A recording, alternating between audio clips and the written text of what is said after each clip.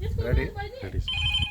আমরা গতকাল বিকালে ইয়ং বাবুর হোমস্টেতে এসেছি। এখানে রূপ থেকে আমরা ন্যাচারাল যে বিউটি, এটা অসাধারণ। মানে এতটা বিউটি যেটা আমি ভাষাতে বলতে পারবো না, এতটা সুন্দর এবং খুব মনোরম, মনোহর, মনোমুগ্ধকর একটা পরিবেশ।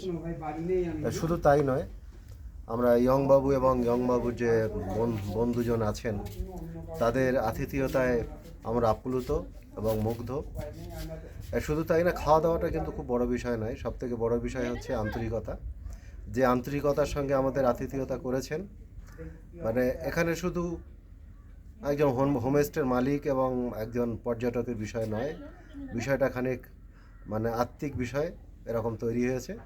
এই জন্য মনে হচ্ছে যেন আবার কয়েকদিন বাদে আবার ইয়ংবাবুর হোমস্টেতে আসি। তো আমি যারা ভবিষ্যতে আসবেন তাদের উদ্দেশ্যে আমার মেসেজ রইল, জায়গাটা সুকিয়াপুখরি এলাকার মাঝিধুরাই। জায়গাটা খুবই ভালো এবং ন্যাচারাল বিউটি খুব অসাধারণ। এবং সর্বোপরি এখানকার যারা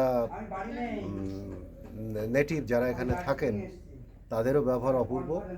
এখানে প্রিজার্ভ পাইন ফরেস্ট আছে, পাশেই একটা প্লেগ্রাউন্ড আছে। প্লেগ্রাউন্ড থেকে একটুখানি নিচের দিকে নামলে আমরা ফরেস্টের কিছুটা পার্ট দেখতে পাই। এবং শুধু তাই নয়, এই হোমস্টে থেকেও পুরো ফরেস্টটাকে পর্যবেক্ষণ করা যায়। ফরেস্টটা খুব সুন্দর। কাছাকাছি একটা মনেস্ট্রি আছে যেখানে সব প্রার্থনার বিষয় থাকে। তো থ্যাংক ইউ অল।